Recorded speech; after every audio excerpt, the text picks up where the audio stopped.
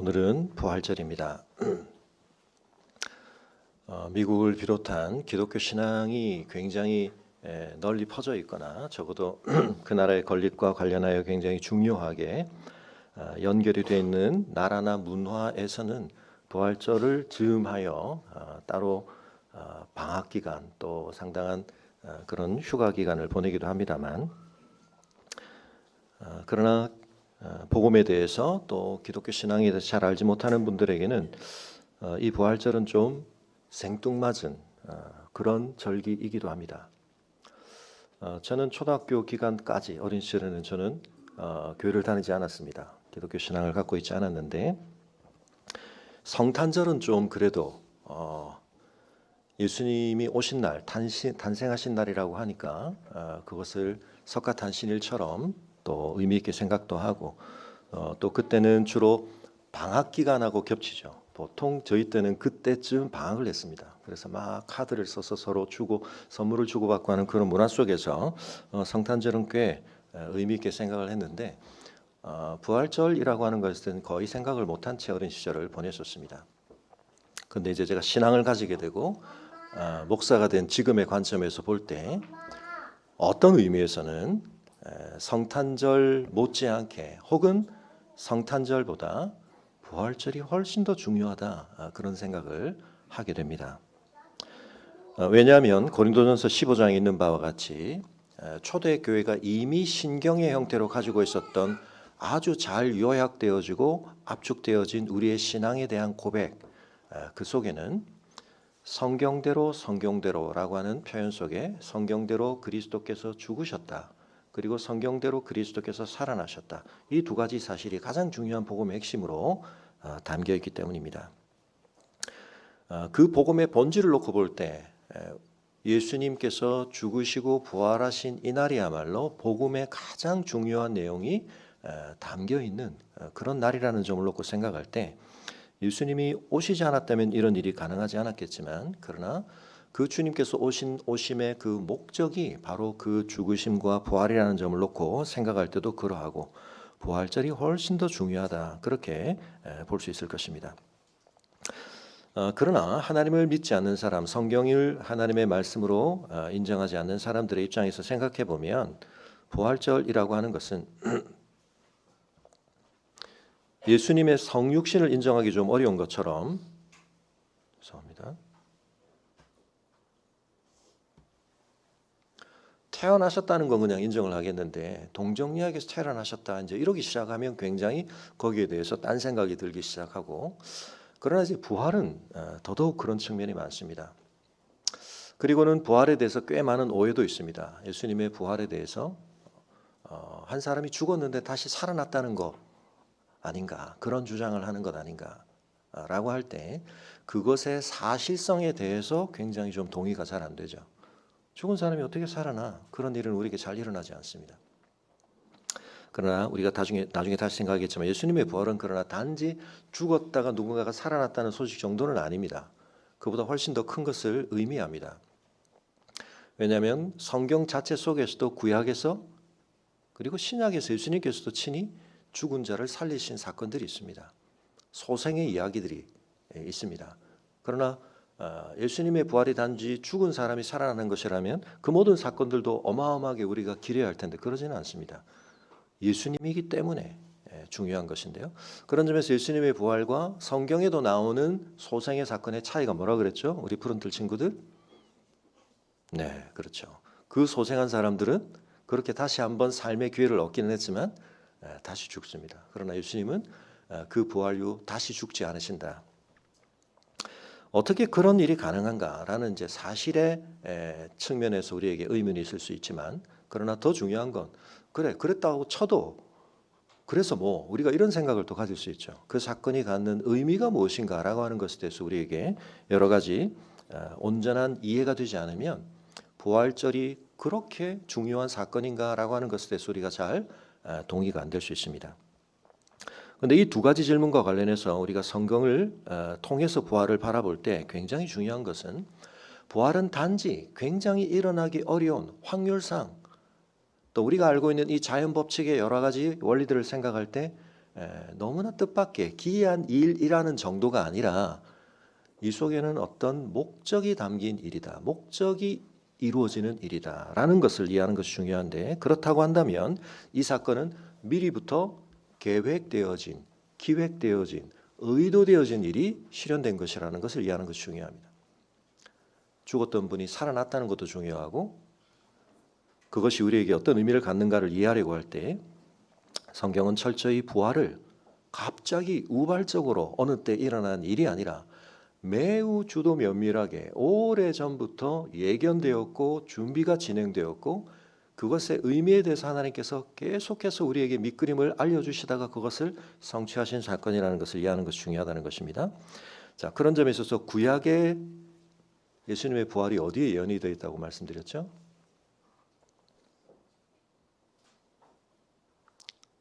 시편. 자, 우리 푸른틀 친구들, 시편 16편. 제가 오늘 예배를 시작하며 읽었던 시편입니다.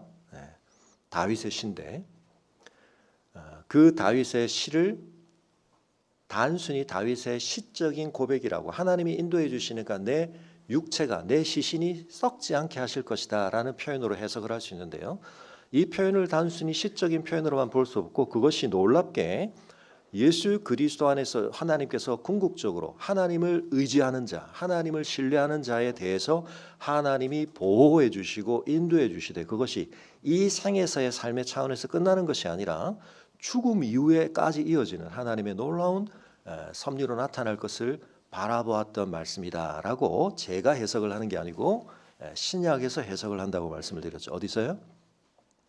우리 나무모에서도 오늘 퀴즈를 많이 했으니까 저도 퀴즈로 이건 꼭 좀 외워주시라고 제가 당부를 많이 드렸죠. 구약에 있는 예수님의 부활 예언은 시편 16편이다. 제가 JMS 간사하고 막 논쟁했던 그 얘기 예전에 드렸잖아요, 그죠?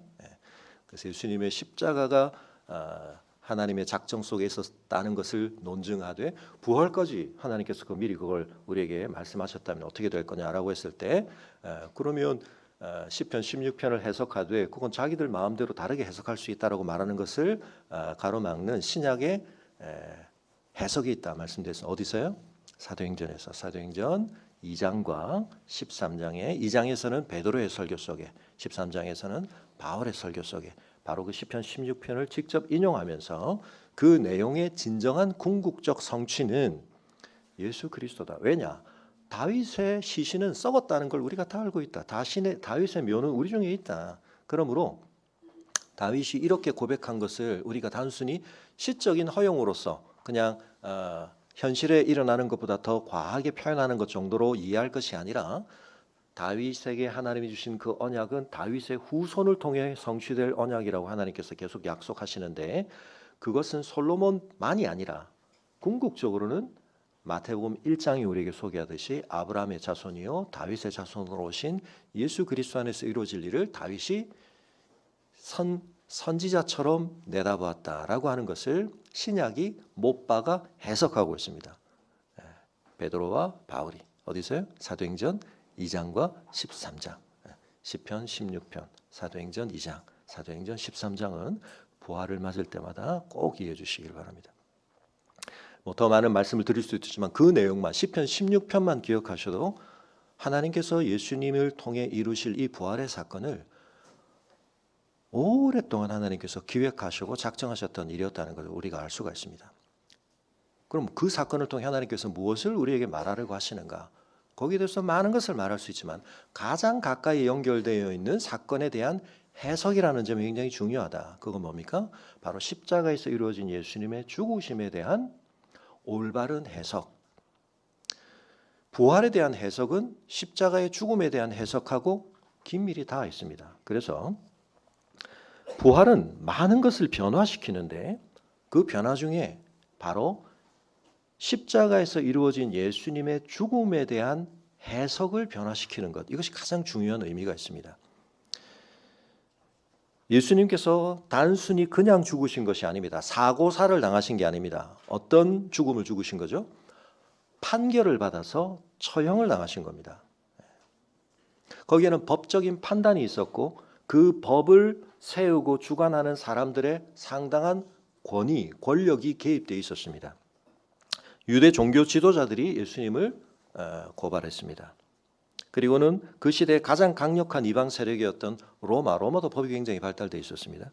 로마에 의해서 정치범으로 로마에 반역을 한 사람으로서 로마가 처형으로 사용하는 방법 가운데 가장 참혹한, 그래서 로마 시민에게는 허용하지 않는 야만인들에게서 채택한, 그리고는 그것을 고도로 발달시킨 죽음을 가장 고통스럽게 지연시키는, 그러므로 그 죽음을 지켜보는 많은 사람들에게 로마에게 함부로 대적해서는 안 되는구나, 로마의 통치에 거역해서는 안 되는구나라는 것을 각인시키는 그 처형법을 통하여 예수님을 처형하게 만들었고, 그 과정에 한때는 예수님을 메시아라고 기대했던 군중들까지를 동원했을 뿐만 아니라 거기는 심지어 예수님께서 부르신 12명의 더 특별한 제자들 가운데 한 사람 가룟 유다의 배신까지가 포함되어 있었습니다. 이 모든 세력들, 사실은 유대 종교 지도자들이라고 하면 해도 거기는 바리새인과 서기관과 율법사들과 헤롯 당원들과 온갖 사람들이 끼어 있는데, 이 모든 사람들이 한 통속이 된다는 것은 참 어려운 일이었는데 그들이 연대를 이루었습니다. 총 집결을 해서 이룬 사건이 예수는 살려두면 안 된다, 예수는 제거되어야 된다, 예수는 처형되어야 한다. 그러나 쥐도새도 모르게 누군가가 암살하는 것이 아니라 매우 공식적으로 재판의 과정을 거쳐서, 물론 그 재판은 굉장히 부당한 재판이었습니다. 적어도 형식적으로는 그 모든 것들을 갖추어서 예수님을 로마가 처형하도록 하는 이 모든 일련의 과정이 이루어진 그런 죽임을 당하신 것입니다. 그렇기 때문에 예수님께서 살아나셨다라고 하는 것 속에는 그 주님의 죽음을 이루어내었던 사람들이 주님에 대해서 가졌던 견해, 이 사람은 살려두면 안 돼, 이 사람은 죽어야 돼, 이 사람이 죽어야만 이 세상의 질서가, 이 세상의 모든 것들이 더 제대로 자리 잡히는 것이고 올바라지는 것이야 라고 내렸던 판결을 하나님께서 뒤집으셨다는 뜻입니다. 어떻게 해요? 누구도 부정할 수 없는, 이건 하나님만이 하실 수 있는 일이야, 생명의 주권을 가진 분만이 하실 수 있는 일이야 라고 하는 도장을 찍으심을 통하여, 이건 내 판결이야, 하나님의 도장이 찍힌 그 방식이 뭡니까? 죽은 지 사흘 된 예수님을 하나님께서 초월적으로 살려내신 것입니다. 자, 그러므로 우리는 이 사건 속에 매우 법적인 판단이 개입되어 있고 그것과 관련되어서 중요한 하나님의 바로잡음이 있다는 것을 알게 되는데, 예수님의 죽음은 법적 판결을 받은 것이라고 그랬습니다. 그러므로 죄와 관련이 있습니다. 이 사람은 죄인이다, 죄를 지은 사람이다, 이런 참혹한 처형이 마땅히 내려져야 할 잘못, 죄를 범한 사람이라고 하는 판단이 예수님의 죽음과 결부되어 있는 것입니다. 자, 그런데 하나님께서 이 부활을 통해 뭘 입증하신 것이냐면, 이 사람은 너희가 내린 판결처럼 그 사람의 삶 자체가, 이 사람의 존재 자체가 하나님의 진노와 심판을 받아 죽임 당해야 할 그런 죄인이 아니라는 것을 입증하신 것입니다. 뒤집으신 것입니다. 탄핵을 기각하신 것입니다. 복권시키신 것입니다. 그런데 이 종교 지도자들을 비롯한 로마가 이 총집결을 해서 빚어낸 십자가 사건이라고 하는 것은 단순한 처형이 아니었다. 다시 말씀드리지만 제가 전에도 자주 말씀드렸던 것처럼 신명기 21장에 있는 율법하고도 긴밀히 관련이 되어져서 율법 속에 있는 나무에 달린 자마다 하나님의 저주를 받아 죽었다라고 하는 이 율법의 규정이 결부될 수 있는 조건을 가지고 있는 거죠. 왜냐하면 십자가형이 나무에 사람을 매다는 형이기 때문에 로마의 힘을 빌어서 처형을 한다는 의미도 있지만 매우 교묘하게 그 속에 포함되어진 중요한 고려 중에 하나는 예수님이 단순히 제거만 되어 가지고는 사람들의 마음이 쉽게 바뀌지 않습니다. 되돌아올 수 있습니다. 역풍을 만날 수 있습니다. 그래서 완전히 예수님에 대해서 걸었던 기대를 박살을 내야 됩니다. 회수를 완전히 해야 됩니다. 그럴 수 있는 방법은 뭐냐? 그가 엄청난 기적을 행하는 것처럼 보이고 너희들에게 굉장히 인자한 어떤 모습을 보이기도 하고 희생적인 삶의 모습을 보이기도 하고 굉장히 지혜로운 가르침을 한 것처럼 보이지만 그 모든 것들에 너희가 현혹되었을 뿐 마지막 결말을 보면 이건 너무나 분명하게 하나님의 판결이 확실해. 나무에 달려 죽었지 그는 하나님의 저주를 받아 죽은 거야.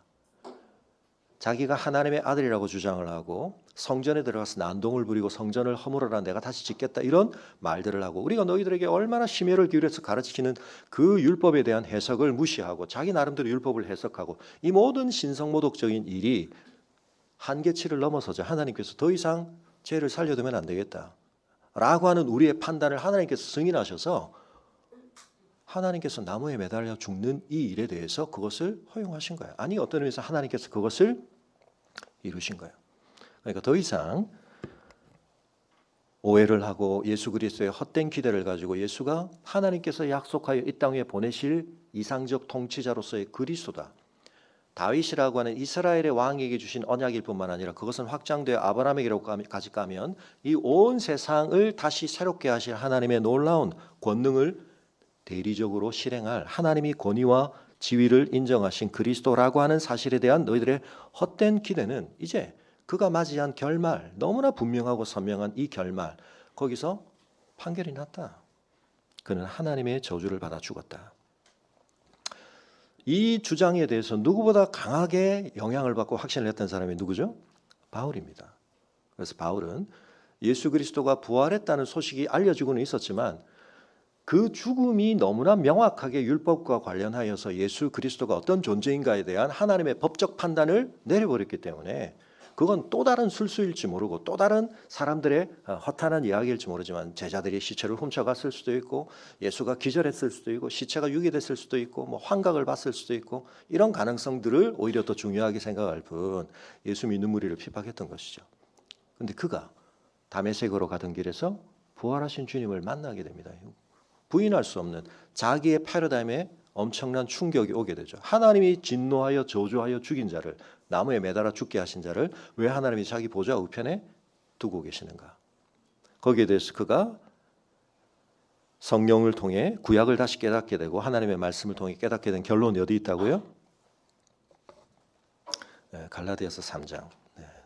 제가 이제 조금 외워주시라고 하는 거는 여러분이 좀 외워주시면 제 설교가 짧아질 수 있습니다. 그래서 네, 빨리빨리 대답을 해주시고 그러시면 찾을 필요도 없고 네, 우리가 다 넘어가는 건데 너무 중요한 거기 때문에 오늘도 다시 한번 갈라디아서 3장 13절 같이 한번 찾으신 분 있으면 읽어보시죠. 제가 읽겠습니다. 그리스도께서 우리를 위하여 저주를 받은 바 되사 율법의 저주에서 우리를 속량하셨으니 기록된 바 나무에 달린 자마다 저주 아래 있는 자라 하였습니다. 신명기 21장 23절에 있는 나무에 달린 자가 하나님의 저주를 받은 자라고 하는 부분을 인용하고 있습니다. 예수님이 로마의 처형법인 십자가에 달려 죽으심으로 율법의 저주를 받은 죽음을 죽었다는 것도 안 바꿨습니다. 그런데 뭐가 바뀐 겁니까? 우리를 위하여 대속의 죽음이다. 그 자신이 저지른 악에 대한 하나님의 응징을 받은 것이 아니라 그 자신이 행한 것이 하나님의 심판과 저주를 초래했다는 것이 아니라 그의 죽음은 한편 율법의 저주를 받은 자의 죽음인 것이 맞는데 하나님께서 그를 부활시켜 주심으로 우리가 빠뜨리고 있었던 우리가 정말 중요하게 깨달아야 했지만 간과하고 있는 그래서 언뜻 보면 예수님을 죽음으로 몰아간 사람들의 의도가 승리한 것처럼 보이고 그들의 판결이 옳은 것처럼 보이지만 하나님께서는 한편 그것도 맞다고 하시는데 거기에 더하여서 더 엄청난 하나님의 의도를 바울이 이제 읽어내게 된 것입니다. 그게 뭐죠? 마침 또 하필 이건 오늘 제가 고른 건 아닙니다. 우리가 순서상 그랬기 때문에 암송 선고 오늘 뭐였죠? 이사야 53장. 이미 이사야를 통해 하나님께서 주셨던 하나님의 권한받는 종의 삶의 그 모습이 십자가를 짊어지신 예수님의 모습을 그대로 반영하는 것 같은 이 이야기들. 그래서 여러분 부활이라고 하는 이 사건은 하나님의 놀라우신 작정을 이루시는 사건인데 특별히 십자가에서 이루어진 예수님에 대한 법적 판단에 대해서 그 형은 이루어졌는데 그 판단을 하나님께서 뒤집으시며 거기에 우리 누구도 생각지 못했고 우리 누구도 거기에서 읽어낼 수 없었던 하나님의 의도를 거기에 하나님께서 분명하게 집어넣고 계십니다. 그게 뭡니까? 그 죽음은 대속적인 죽음이다. 우리를 위한 것이다. 자, 여기까지 하고 오늘 시편 130편으로 다시 돌아가겠습니다. 우리가 성전으로 올라가는 노래를 부르고 있는데 11번째죠. 그리고 네 번째의 두 번째, 네 번째 세 그룹들 가운데 두 번째인데 여러분 오늘 이 시편에서는 가장 중요한 주제가 뭡니까? 대표적인 7개의 참회시가 있다고 말씀을 드렸죠. 6편, 32편, 38편, 51편, 102편, 오늘 130편, 143편. 가운데 이제 51편이 중간에 있다. 전통적으로는 7개의 참회시라고 부르기도 하는데 마틴 루터는 그 중에서도 특별히 32, 51, 130, 143은 바울의 시편이다 이렇게 부르기도 합니다. 바울이 그때 그 시편을 쓸 수는 없었죠. 연대기적으로. 그런데 바울 신학에 굉장히 중요한 걸 여기 담고 있다 이런 뜻입니다. 왜냐하면 이 시에서 가장 중요한 주제는 죄입니다. 죄. 여러분 성전이 갖는 여러 기능들이 있지만 궁극적으로는 하나님의 임재가 이 땅 가운데서 하나님의 언약으로 말미암아 실현되고 우리에게 드러나는 곳인데 그 하나님의 임재를 우리가 그냥 누릴 수 없고 우리가 그 하나님의 거룩을 감당할 수 없기 때문에 그걸 경험하기 위해서는 선결되어야 될 과제가 있고 그게 뭡니까? 우리가 하나님의 거룩 앞에 설 수 있도록 하나님의 거룩은 우리의 모든 죄를 소멸하시는 불이신데 그걸 우리가 경험할 수 있도록 우리의 죄를 먼저 씻는 것, 제사를 드리는 겁니다. 그래서 성전은 제사를 드린다는 면에 있어서 굉장히 중요한 기능을 가지고 있는데 이것이 이방 제사하고는 굉장히 다릅니다. 이방에서 이루어지는 제사는 자기의 욕심을 성취하기 위해 신의 지혜나 능력을 끌어당겨 쓰기 위해서 또는 신이 자기들에게 뭔가 해코지를 하거나 저주를 주는 것에 대해서 그걸 좀 막아보기 위해서 타협책으로 또는 뇌물처럼 자신들이 정성껏 준비하거나 신의 환심을 일으킬 수 있는 그런 뭔가를 마련하고 제공하는 것입니다. 그런데 구약의 제사는 절대 그렇지 않습니다. 제사를 철저히 하나님께서 규정하십니다. 뭘 바쳐야 되는지, 어떤 방식으로 바쳐야 되는지까지. 그걸 통해서 하나님께서 이 제사를 통해 말씀하신 건 뭡니까? 너희와 나의 관계의 회복의 주도권이 너희에게 있지 않다. 너희가 얼마나 정성을 기울이는가, 너희가 얼마나 엄청난 제물로 나를 감동시키는가, 그런 데 있는 게 아니라 그건 너희에게 어떤 주도권도 없다. 내가 그 길을 여는 거기 때문에 그것은 너희가 철저히 따라야 된다. 그래서 제사의 본질이 뭐라고요? 제물을 많이 드리는 게 아니라 사울이 그걸 몰랐죠? 실패했죠? 진정한 제사는 뭡니까? 순종이다. 순종이라는 것은 그 제사의 성립을 우리가 결정하는 게 아니라 하나님께서 그걸 열어주셔야 되고 받아주셔야 되는 건데 그 조건은 하나님이 규정하시는 겁니다. 은혜이기 때문에 그걸 우리는 철저히 순종함을 통하여 그 은혜를 누리는 것인데 그 방식 중에 하나가 이제 제물을 바쳐서 우리의 죄를 속하게 하는 것입니다. 그래서 이 제사는 뭔가 신령한 분위기, 거룩한 뭔가 이런 분위기가 연출되는 게 아니라 참혹한 현장입니다. 여러분 짐승이 죽는데 그냥 고분고분 죽지 않습니다. 내가 이렇게 죄를 씻는 이 고상한 일을 위해 거룩한 목적을 위해서 내가 쓰임 받는구나. 감사하다. 내가 방해하지 말고 조용히 죽어줘야지. 짐승들이 그러지 않습니다. 비참한 죽음의 현장을 목격하게 하시는 겁니다. 뭘 깨달으라고요? 우리의 죄가 얼마나 심각한지를 보라는 것입니다. 다시 말씀드리지만 여러분 우리가 죄라고 할 때 이 개념에 대해서 우리가 다양한 정의를 나름대로 형성하고 있는데 우리들의 관계 속에서 또는 우리가 사회 공동체나 국가 시스템을 만들면서 적어도 이건 꼭 지켜야 되라고 정한 규율로서의 법 정도를 어기는 것을 말하는 게 아닙니다. 또는 뭐 우리의 양심 수준에서 우리가 좀 남에게 잘못했다 그 정도를 얘기하는 게 아니면 굉장히 근원적인 것입니다. 하나님에 대해서 우리가 마땅히 가져야 할 우리의 태도와 자세와 자리에 대해 우리가 그것을 인정하지 않고 거부하고 거역하는 모든 것이 죄인데 그래서 죄의 본질은 관계적인 것과 관련되어 있고 그 관계 속에서의 자기 주장, 이기심과 관련된 것입니다. 이웃에 대해서 그런 것이기 전에 하나님에 대해서 그런 것입니다. 하나님께서 창조주로서 우리의 삶의 주권자로서 마땅히 받으셔야 할 대접이 있는데 우리가 그걸 거부하는 것입니다. 인정하지 않는 것입니다. 우리가 피조물로서 하나님께 의존해야 하고 하나님을 경외해야 하고 하나님께 순종해야 되고 하나님을 신뢰해야 되고 하나님을 믿어 따라야 하는데 우리가 그러기를 싫어하고 그러지 않는 것입니다. 내 인생은 내 것이다. 선악과에서 우리가 그렇게 이미 결정했던 것처럼 내 삶의 선한 것과 악한 것 내가 결정할 거야. 나한테 좋고 싫은 것 내가 도장 찍을 거야. 내 마음대로 사는 게 나의 마땅한 권리야. 그게 뭐가 나쁜가? 성경은 그걸 죄라고 말합니다. 우리가 그 죄의 상태에 있을 때 받게 되는 결말이 뭐죠? 제사가 보여주듯이 제사는 짐승이 대리적으로 죽는 걸 보여주지만 결국 우리가 죽는 겁니다. 죄의 삭은 사망입니다. 생명의 근원이시고 생명의 주권자 되신 하나님과 상관없이 하나님과 단절한 채 하나님과 무관하게 살겠다라는 결심은 우리를 죽이는 겁니다. 너무 당연한 결과입니다, 사실은. 그래서 여러분, 성경은 죽음을 생물학적 차원에서만 다루거나 정의하지 않습니다. 생물학적 죽음은 어떤 의미에서 우리의 영적인 죽음의 구체적이고 명확한 한 결과인 거죠.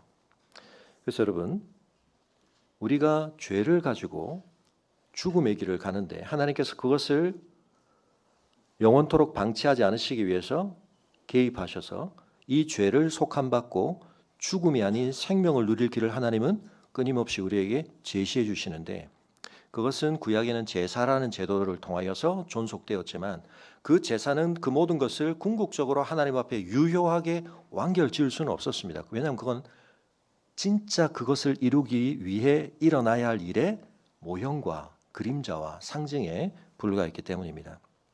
그래서 신약의 히브리서는 짐승의 피가 우리를 속하지 못한다라고 하는 것을 분명하게 이야기하고 있습니다. 그 모든 것을 하나님께서는 지금 우리로부터는 약 2000년 전 예수님을, 독생자를, 제2위 하나님이신 그리스도를 이 땅 가운데 보내셔서 그분 안에서 이루게 하심으로 완성하실 작정을 세우셨다. 그것이 이미 구약의 제사 제도를 주심을 통해 나타났던 것입니다. 그래서 2000년 전에 십자가 위에서 예수님이 죽으신 것은 한편은 그 시점에서 예수님을 둘러싸고 있던 모든 세력들이 자기들로서는 가장 의로워지기 위해서 가장 거룩한 명분을 추구하기 위해서였지만 속속들이 그들 각자 속에서 작용하고 있던 이기심, 비겁함, 탐욕, 이 모든 것들이 총집결해서 예수를 죽음에 이르게 함으로 말미암아 예수님의 죽음은 한편 그 죄의 진상을 우리에게 폭로한 것입니다. 빛이 있는 곳에는 어두움이 드러나게 되어 있습니다. 예수님은 그때나 지금이나 오시면 제거당하시게 되어 있습니다. 아니요, 우리는 이제 예수님을 너무 잘 알기 때문에 예수님이 오시면 우리는 예수님을 너무 환영할 건데요. 뭐 한편은 맞는 면도 있습니다만 우리가 오래 못 갑니다. 우리가 아직 완전히 성화되지 않았기 때문에 여러분, 예수님께서 좋은 나무에서 신앙생활 하시면 예수님은 쫓겨나십니다. 제가 예수님을 쫓아냅니다. 제가 예수님을 극진히 모시고 아닙니다, 여러분. 제가 예수님을 견딜 수 없어 할 겁니다. 예수님의 예수님 되심이 드러나시면 제 어둠이 너무 초라하게 다 드러나거든요. 견딜 수 없습니다. 우리가 다 그럴듯 괜찮게 사는 것처럼 보이지만 우리의 삶 속에 속속이 깃들어 있는 그 어둠들이 예수님을 내버려 두지 않습니다. 물론 거기는 이제 오늘 우리 안에서 역사하시는 성령의 역사라는 걸 우리가 조금 배제했을 때 이야기기는 합니다만, 가상의 시나리오이긴 합니다만, 여러분, 지난 한 주간에 우리가 살았던 삶, 예수님 죽이는 삶이었죠. 예수님 부정하는 삶이었습니다. 아닌가요? 아무렇지도 않게 우리가 하나님 아랑곳하지 않고 하나님의 거룩하신 명령과 약속 신경 쓰지도 않고 우리가 잘 살았잖아요. 그거 뭡니까? 우리가 죄 가운데 사는 겁니다. 내 마음대로 사는 겁니다. 나에게 주어진 권한과 힘을 가지고 하라고 하시는 건 안 하고 하지 말아야 될 것은 도장 찍고 우리나라에서도 일어나는 일들, 권한대행이, 여러분, 그런다 이런 일들이 우리의 온 삶에 다 스며들어 있습니다. 우리가 그거 생각하면 여러분, 우리가 이렇게 고백할 수 있도록 하나님께서 시편을 주신 것이 얼마나 감사한지 모릅니다. 내가 깊은 곳에서 주께 부르짖습니다. 여기서 깊다는 것은 어떤 환경적이거나 대적의 침략이거나 이런 어떤 외적인 어려움을 이야기하는 것이 아니라 훨씬 깊은 차원이죠. 우리 안에 있는 죄로 말미암아 우리가 하나님 앞에 깨달아야 하는 우리의 영적인 자각을 표현하고 있습니다. 성전을 가면서, 여러분, 성전은 건물 구경하러 가는 게 아니고 성전에 가서 무슨 투어하면서 우리가 뭐 좀 성지순례하면서 고향되는 게 아니고, 여러분, 성전은 하나님의 거룩을 대면하러 가는 것인데 그 앞에서는 우리의 깊은 죄가 하나님의 하나님 되심을 제대로 깨닫는 순간 그 앞에서 피조물된 우리가 느낄 수밖에 없는 우리의 처참함을, 우리의 그릇됨을 나는 괜찮다고 생각하고 잘 산다고 생각했는데 우리 안에 얼마나 어마어마한 왜곡됨이 있는지를 깨닫는 길인 것입니다. 주여 내 소리를 들으시면 나의 부르짖는 소리에 귀를 기울이소서. 여호와여 주께서 죄악을 지켜보실진데 누가 주여 서리이까. 그러나 사유하심이 주께 있으면 주를 경외하게 하심이니이다. 여러분, 죄와 관련해서 우리가 하나님께 벌 받는다, 하나님께서 우리를 심판하신다, 이게 궁극적인 게 아니라 죄와 관련해서 우리가 하나님 앞에서 궁극적으로 이르러야 할 자리는 다시 하나님을 경외하게 되는 것, 마땅히 우리가 그랬어야 할 자리로 돌아가는 거거든요. 근데 죄는 그걸 원천적으로 거부할 뿐만 아니라 그 삶에 대해서 우리가 마땅히 건강하게 느껴야 할 선한 자극들을 왜곡시켜서, 사실은 그게 우리에게 복이고 그게 우리의 즐거움이 돼야 되고 그게 우리의 자부심이 돼야 되는데, 우리는 이제 그렇지 않는 것이 마치 나다움을 만족시키고 내가 뭔가 더 뿌듯해지고 내가 뭔가 더 충만해지는 것처럼 느끼게 만드는데, 이것은 사단이 우리에게 가져다주는 왜곡입니다. 존 웨슬레가 물론 우리 장로교와 좀 신앙의 노선은 다릅니다만 감리교를 세운 중요한 복음의 전도자죠. 1728년부터 사실은 그 사람이 한 10년 동안 이미 대서양을 막 건너다니면서 설교자요 선교자로서의 사역을 하고 있었습니다. 그러다가 잘 아시는 것처럼 1738년에 이 사람이 일종의 엄청난 어떤 각성 내지는 변화를 경험하게 됩니다. 잘 알려진 것처럼 이 사람이 그걸 한 것은 어떤 그리스도인들의 모임에 가서 누군가가 로마서 주석을 읽는 걸 들으면서였습니다. 복음을 다시 들으면서.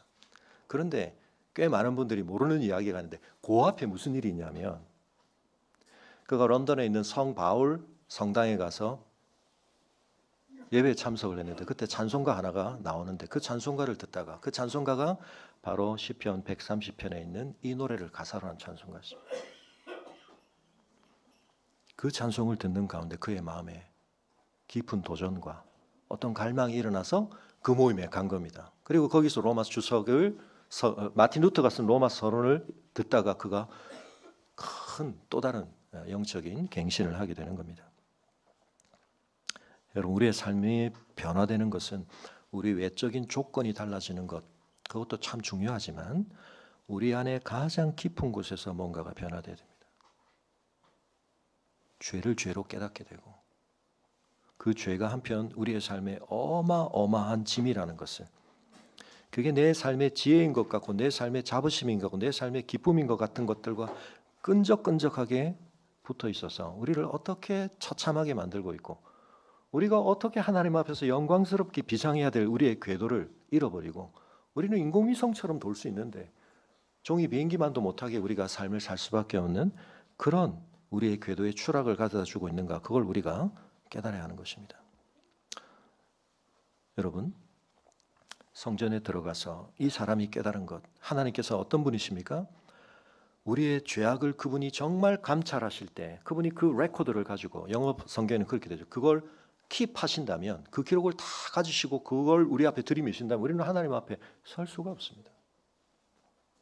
그러나 하나님은 우리의 죄에 대해서 그걸 목줄 삼아 우리의 죄책감과 우리의 양심의 고통을 수단 삼아 우리에게 복종을 요구하시는 분이 아니라 우리를 자유케 하기 원하십니다. 죄로부터 벗어나서 우리가 진정한 자유와 존귀함을 가지고 하나님을 경외하는 자가 되도록 하나님은 우리를 치유하시고 씻으시는 분입니다. 그래서 나는 내 영혼은 여호와를 기다리며 나는 주의 말씀을 바라는도다. 파수꾼이 아침을 기다림보다 내 영혼이 주를 더 기다립니다. 참으로 파수꾼이 아침을 기다림보다 더합니다. 1절에서는 부르짖는다는 것이 2번 반복되고 6절에서는 기다린다는 것이 2번 반복되는데, 이 기다림이라는 게 의미하는 게 뭡니까? 여러분, 우리는 참 기다리지 못합니다. 원하는 결과를 얻기 위해서 내가 뭘 해야 되는지를 막 애쓰고 다 시도해봐서 결과가 안 나오면 우리는 또 다른 걸 찾습니다. 기다린다는 건 여러분, 이거 우리가 굉장히 우리의 특별히 자기 주도성, 자기 중심성이 죄성의 관점에서 할 수 없는 겁니다. 처분을 기다리는 거거든요. 내 모든 것에 대한 결정권을 그분께 맡겨드리는 겁니다. 왜 하나님 도장 빨리 안 찍어주세요? 제가 이렇게 지금 굉장히 고행을 하고 있지 않습니까? 굉장히 제가 지금 죄책을 씻기 위해서 제가 굉장히 수도를 열심히 하고 있지 않습니까? 그럼 이제 좀 용서해 주셔야죠. 그럴 권한이 나에게 없다는 걸 아는 사람이 기다리는 겁니다. 그런데 여러분, 하나님을 기다리는 것은 헛되지 않습니다. 왜? 하나님은 반드시 우리를 사유하시고 우리의 죄를 속하시고, 그래서 그는 자기의 간증을 들어 다른 사람들에게 권면하고 있습니다. 이스라엘아, 여호와를 바랄지어다. 그런 기다림은 헛되지 않다. 왜? 여호와께서는 인자하심과 풍성한 속량이 있기 때문이다.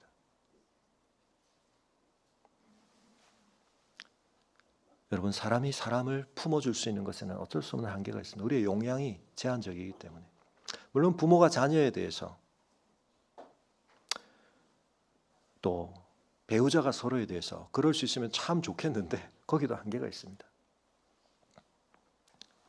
근데 여러분, 우리를 창조하신 하나님께서는 죄 가운데 멸망해 가고 죄의 싹수로 죽음에 이르고 마는 우리의 삶이 그렇게 끝나지 않기를 바라시기 때문에 독생자 예수 그리스도를 보내어 주셔서 우리의 죄가 하나님 앞에 초래하고 그 죄가 결국 우리에게 돌려다 준 그 모든 저주와 죽음을 주님께서 다 짊어지시기까지 하심으로 그 풍성한 속량과 인자하심을 나타내어 주셨고, 주님이 부활하셨다는 것은 그것이 우리에게 이제 확보되었다는 것을 확인시켜주는 도장이기도 한 것입니다. 이 제사와 관련해서 굉장히 더 중요한 원리가 하나 있는데, 가장 대표성을 가지는 제사, 대제사장이 대속죄일에 지성소에 한번 들어가면 성전의 가장 깊은 곳에 들어갑니다. 근데 여러분, 중요한 건 성소의 가장 깊은 곳에 들어가는 게 중요한 게 아니고 나오는 게 중요한 겁니다.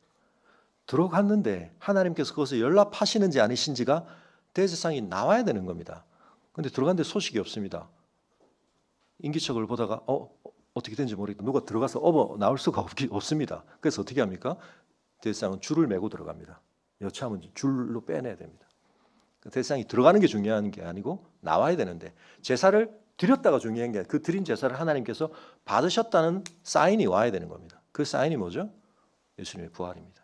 십자가 위에서의 그 모든 속량을 하나님께서 충분하고도 온전한 것으로 받으셨다. 그래서 8절에 그가 이스라엘을 그의 모든 죄악에서 속량하시리로다. 우리의 삶에서 저질러진 그 모든 죄악에서, 우리가 알고 있고 숨기고 싶어하는 그 죄악만이 아닙니다. 우리는 알지도 못합니다. 근데 사실은 앞으로의 우리의 삶 역시 마찬가지입니다. 우리가 결단하지만, 최선을 다해서 씨름하겠지만 우리의 연약함 때문에, 또는 말할 수 없는 어떤 여러 가지 또 다른 조건들 속에서 우리가 빠져들게 될 수도 있는 그 죄악까지를 포함해서 그 모든 것을 하나님께서 속량하신다는 사인을 언제 하셨습니까? 이미 2000년 전에 십자가 위에서 하신 것입니다.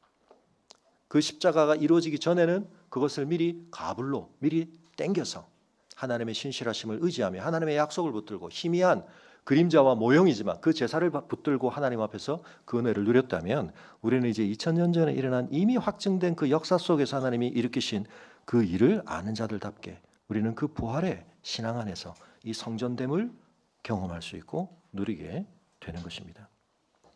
사랑하는 성도 여러분, 우리가 부활을 감사한다. 여러 가지 의미가 있을 수 있습니다. 그러나 그 중에 하나는 이 땅 위에 우리의 삶을 하나님께서 누리게 하기를 원하시는 그 삶의 풍성함과 참됨으로부터 끊임없이 멀어지게 하고 제한되게 하고 어그러지게 만드는 우리 안과 우리 밖에 있는 또 다른 사람들에게 있는 이 세상 시스템 속에 깃들어 있는 그 수많은 이기심과 자기중심성이 빚어내는 죄악의 결과들이 우리에게 가져다주는 그 모든 고통과 이 모든 참혹함에 대해서 예수 그리스도의 부활이 의미하는 것이 무엇인가? 그것이 결국 승리하지 못한다는 사실, 하나님의 은혜가, 하나님의 인자가, 하나님의 속량하심이 이미 예수 그리스도 안에서 값을 지불하시고 우리에게 그 은혜를 구속해 주신 그 은혜가 우리의 것이라는 것을 우리가 다시 한번 기억할 때, 여러분, 그것은 우리 안에 죄짐을 벗은 홀가분함과 감사함과 더불어서 다시는 그 죄의 속박에 들어가지 않기를 바라는 거룩한 열망, 성화의 열망, 주님의 뜻을 더 아름답게 이루기 위한 열망으로 나타나야 하는 것입니다. 여러분, 우리가 예수님의 부활을 하나의 절기로서 또 하나의 그냥 구호로서 아는 것이 아니라 하나님께서 이 오랜 세월을 통해 작정하시고 이루신 이 영광스러운 하나님의 은혜의 사건으로 제대로 알고 우리가 주님께서 우리의 대속물이 되셔서 그 풍성한 속량을 이루셨다는 것을 우리가 믿기에 주님의 부활의 생명이 이제 우리에게 와서 우리는 이제 이 새 소망을 가지고 살 수 있게 되었다는 감사함을 가지고 죄를 이기는 삶, 죄의 종로로 타지 않은 삶을 살아가야 할 것입니다. 예수님의 부활은 또한 첫 열매다. 자주 말씀을 드렸습니다. 그래서 예수님의 다시 사심은 이전에 있었던 다른 소생과 달리 더 이상 죽음이 그 생명을 앗아갈 수 없는 생명의 완전한 완성, 새하늘과 새 땅에서 실현되어질 죄와 죽음이 더 이상 침해할 수 없고 속박할 수 없는 그런 생명으로서의 살아나심이라는 것을 우리가 알 때, 여러분 전에도 말씀드렸던 것처럼 제가 쓰는 폰 5G라고 그래 샀는데 광고할 때는 막 온갖 게 다 될 것처럼 하더니 뭐 어느 정도 된 것도 있습니다만 제가 그때 부스 막 보여드렸죠. 뭐 버스 하나에다가 막 거기 온갖 게 다 되고 뭐 초연결성이 이루어지면 이렇게 된다. 아직 다 실현이 안 되고 있습니다. 망이 구축이 다 안 돼서 그런 건지 뭐 제반 다른 여건들이 아직 다 안 돼서 그런 건지. 그런데 여러분 새하늘과 새 땅이 오면 이루어지게 될 일에 예수님이 이 땅 위에 가장 첫 열매로서 일종의 예수님의 존재 자체가 그 실현의 현장이 되시고 부수가 되신다. 그래서 더 이상 죽음이 빼앗아갈 수 없는 그 완전한 생명의 질서는 예수님 안에서 이미 이 땅 가운데 실현이 됐습니다. 참 성전은 그래서 이제 완성이 됐습니다. 예수님 안에서 하나님의 완전한 임재와 하나님의 복은 이 세상 가운데 이미 2000년 전에 출현을 했습니다. 그리고는 이제 그 승천하심으로 보내신 성령을 받은 우리가 부족하지만 5G긴 한데 아직 다 구현되지 않는 제한성을 가지지만 우리는 이제 오는 세상 주님께서 완성하실 하나님께서 완성하실 온 우주의 차원에서 그러나 이미 예수님 안에서 완전하게 실현하기 시작하신 그 생명에 이미 속한 자로서 우리의 삶을 사는 것이다. 이제 이어질 성찬을 통해서 우리가 다시 그걸 경험하는 겁니다.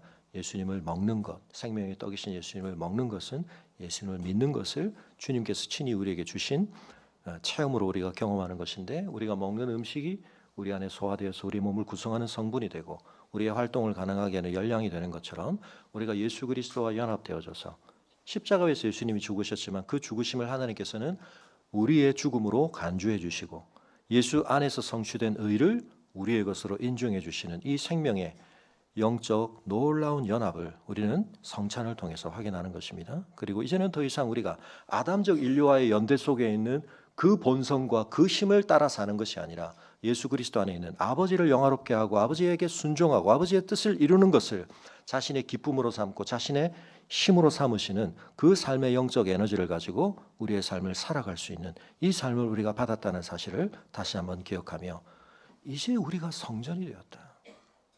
이 영광스러운 사실을 우리의 마음속에 다시 한번 새기시며 부활의 신앙 가운데 우리의 삶의 자리로 그 성전됨의 영광을 가지고 나가실 수 있기를 바랍니다. 우리 시간 함께 이제 성찬식을 진행하겠습니다. 말씀드렸던 것처럼 주님의 십자가 위에서 찢어주신 그 살, 흘려주신 피, 그건 주님의 죽으심을 상징하는 것입니다. 우리가 그 살을 먹고 그 피를 상징하는 포도잔을 받는 것은 십자가 위에서의 주님의 대속의 죽으심을 우리의 것으로 전유, 내 것으로 삼습니다 라고 하는 고백입니다. 그래서 우리가 이제 이 성찬식을 진행할 때에 우리가 다시 한번 예수 그리스도를 믿는 믿음을 우리의 마음 가운데 회복하며 내가 주님 참 성자 되신 주님, 새 생명의 참 근원 되신 주님과 내가 연합되었음을 다시 한번 고백하며 주님의 뜻 가운데 은혜 가운데 살겠습니다. 우리가 다시 한번 고백하는 시간이 되어야 하겠습니다. 성찬 제정의 말씀을 제가 선포하고 기도하고 성찬식을 진행하겠습니다. 축사하시고 떼어 이르시되 이것은 너희를 위하는 내 몸이니 이것을 행하여 나를 기념하라 하시고 식후에 또한 이와 같이 잔을 가지시고 이르시되 이 잔은 내 피로 세운 새 언약이니 이것을 행하여 마실 때마다 나를 기념하라 하셨으니 너희가 이 떡을 먹으며 이 잔을 마실 때마다 주의 죽으심을 그가 오실 때까지 전하는 것이니라. 그러므로 누구든지 주의 떡이나 잔을 합당하지 않게 먹고 마시는 자는 주의 몸과 피에 대하여 죄를 짓는 것이니라. 사람이 자기를 살피고 그 후에야 이 떡을 먹고 이 잔을 마실지니 주의 몸을 분별하지 못하고 먹고 마시는 자는 자기의 죄를 먹고 마시는 것이니라. 그래서 우리가 이 성찬의 예식을 거룩하게 지켜가기 위해 우리 입교인들, 우리 세례를 받으신 분만 참여하신다는 걸 양해해 주시고, 그러나 세례를 받았지만 우리가 세례 받을 때 고백했던 믿음이 오늘 내 것이 아니라면 사실은 성찬을 받을 수 없습니다. 그러나 내가 주님 앞에 온전하지 못하고 주님이 그 피 흘리심을 통해 씻어주신 죄를 온전히 극복하지 못하고 우리 안에 하나님 앞에 참 거룩하지 못한 우리의 연약함이 있음을 우리가 뼈저리게 자각하고 회개하기를 원한다면 오히려 그로 말미암아 주님을 더 믿음으로 붙들고 먹음으로 말미암아 우리가 하나님 앞에 더 온전해지기를 원하며 그 죄 씻음의 은혜가 우리 안에 다시 한 번 더 생생하게 감화 감동되어지기를 하나님 앞에 구하는 고백, 시편 130편의 고백처럼 내가 깊은 곳에서 주께 부르짖습니다. 기도하는 마음으로 참여하신다면 이 잔을 꼭 받으시는 것이 좋습니다. 우리 시간 앞에 장로님 분들 두 분씩 옆으로 앉아 서 계실 때 제가 이제 빵을 떼겠습니다. 이 빵은 주님의 몸을 상징하는 빵입니다. 우리가 주님의 한 몸에 참여하였음을 상징하기 위해 저희가 미리 빵을 자르지 않고 함께 나와서 한 빵을 같이 뜯어 성찬에 참여합니다. 제가 한번 기도하겠습니다. 주님, 십자가 위에서 저희를 위해 살 찢어주시고 피 흘려주신 그 놀라운 은혜, 한순간의 결단과 사건으로서가 아니라 아담이 죄를 범한 이후로 인류가 바벨탑을 쌓고 이 땅 위에서 하나님께 반역하며 죄악의 연대를 이루어 살아왔던 그 모든 시간 동안 포기치 않으시고 우리를 끝내 구속하시기 위해 하나님께서 작정하시고 이루어진 그 모든 일의 성취로서 주님께서 십자가에 돌아가시던 그날 그 제사를 통해 하나님께서 완성하시고 성전의 휘장을 위로부터 아래로 찢으시고 우리에게 가리워졌던 길을 열어주시고 하나님의 지성소 가운데 갈 수 있도록 하나님의 거룩의 임재 가운데 설 수 있도록 저희의 죄를 씻어주신 것 너무나 감사합니다. 오늘도 저희가 그 은혜를 믿음으로 힘입어 주님을 먹고 주님을 믿고 주님과 연합되어 우리의 모든 연약함과 죄는 주님 안으로 옮겨지고 주님께서 하나님 앞에 획득하신 그 모든 의를 우리의 것으로 인쳐주시는 성령의 아름다운 증거가 이 성찬에 참여하는 모든 성도들의 심령 가운데 일어나게 하여 주시고 그러므로 말미암아 이제 저희가 주님과 연합된 주님의 성전답게 보내어 주신 저희의 삶의 자리에서 하나님의 백성다운 삶을 아름답게 이루어갈 수 있는 거룩한 결단과 힘을 더하여 주시기만을 간구하며 우리 주 예수 그리스도 이름으로 기도합니다. 아멘. 우리 이쪽에서부터 나오셔서 받으시고 돌아가시는 방식으로 이쪽 테이블부터 나오시죠. 이쪽으로 나오셔서 떡과 잔을 받으시고 들어가시면 되겠습니다. 네, 앞자리부터 나오십시오. 네. 우리가 늘 가에서부터 했겠네요. 이번 주에는 우리 가운데서부터 하겠습니다. 네.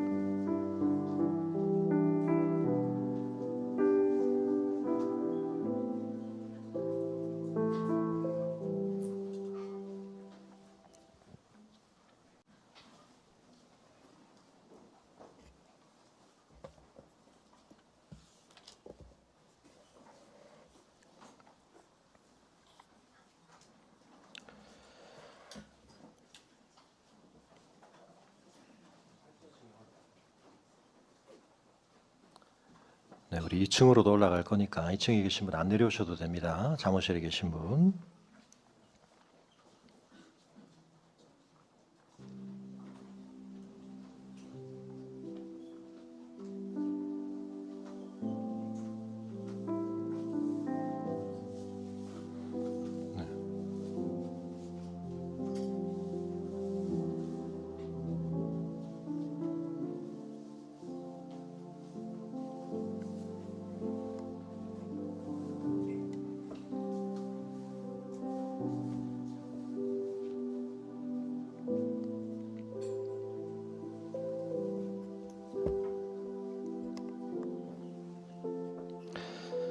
우리가 뜯어먹은 빵이 또 그 음료가 우리의 입을 통해 우리의 몸 안으로 들어가는 그 생생한 느낌과 동일하게 성찬은 우리에게 영적으로 일어난 일을 하나님의 보증하심 안에서 확증해 주는 것입니다.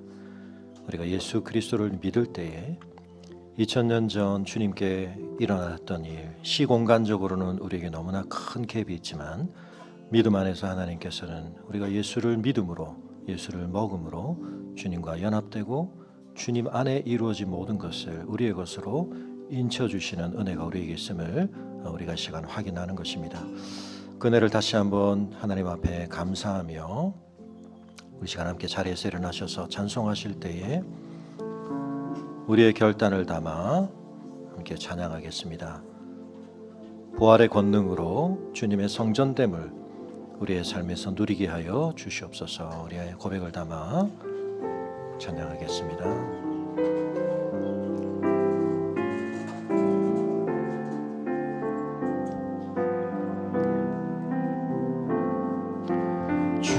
주여 내 눈을 여소서. 지금 주의 법 보도록 나는 땅에 객이 되어 싸우니 주의 법 숨기지 마소서.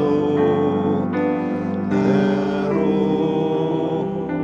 주님의 법도의 길을 깨닫게 하소서. 그리하며 이해가 주의 기사 묵상하리로다. 내 안에서 행하시는 살아계신 하나님은 그 깊은 뜻 위하여 너희로 소원 두시니 먼저 주님의 나라와 그의 의를 구하라. 그리하며 이 모든 것을 내게 더욱더 풍성히 주리라. 내가 여호와의 의를 따라 감사함이로라. 높으신 여호와의 이름 찬양. 할렐루야. 아멘. 아버지 하나님, 2000년 전 예수 그리스도의 십자가의 죽으심과 그 부활을 통해 하나님께서 이 역사 가운데서 성취하신 그 놀라운 일을 인하여 찬송과 감사와 경배를 올려드립니다. 저희를 향하신 하나님의 그 인자하심과 그 선하신 뜻을 포기치 아니하시고 넘쳐나고 지속되어지는 이 땅 위에 저희 인생들의 불의와 불순종에도 불구하시고 하나님의 그 압도적인 신실하심을 따라 우리를 구원해 주시기 위하여 하나님께서 짊어지신 그 모든 고통과 그 속량의 대가를 저희가 깨달아가는 만큼 그것이 저희의 거룩함을 이루어가는 열망의 자원이 되게 하여 주시고 죄를 분별하며 미워하며 멀리하고자 하는 저희의 결단의 이유가 되게 하여 주사 이제 예수 그리스도를 믿고 먹고 주님이 십자가 위에서 찢어주신 살과 피 흘리심의 그 죽음의 대속의 은혜를 우리의 것으로 삼은 저희들 안에서 참 성전을 이룬 저희들 안에서 주님의 부활 생명의 권능이 나타나게 하여 주사 죄의 종노릇하는 자로서가 아니라 하나님을 사랑하며 이웃을 내 몸처럼 사랑하는 자로서 남편과 아내, 부모와 자식, 가족과 친구와 이웃과의 관계들 속에서 하나님 나라의 아름다운 복을 선전하고 그 샬롬을 이루어내는 저희들 되게 하여 주시기를 원하오며 인생의 후반부이지만 육신의 시름 가운데 이르게 된 자리이지만 무엇과도 바꿀 수 없는 영광스러운 소망의 약속을 바라보시며 그 열린 마음으로 주의 은혜 가운데 더욱 자라가기를 열망하시는 우리 강병석 성도님의 삶을 주님께서 붙들어 주시기를 원하오며 이제는 우리 주 예수 그리스도의 은혜와 우리 아버지 하나님의 그 크신 사랑과 성령의 감화감동 교통하심이 완전히 성전됨을 성취하시고 이제 우리를 그 성전됨으로 부르시는 그 놀라운 일을 가능케 하신 부활하신 주님의 권능을 믿는 주님의 백성들의 걸음 위에 지금부터 영원토록 함께 하시기를 간절히 축원하옵나이다.